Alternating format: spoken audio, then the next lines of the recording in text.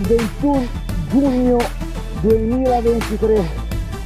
L'acqua è abbastanza calma, c'è un bel sole, siamo entrati anche nell'estate, quindi fa caldo, in acqua ci sta veramente bene, non è limpidissima, però accontentiamoci, sì, yeah, buonasera a tutti!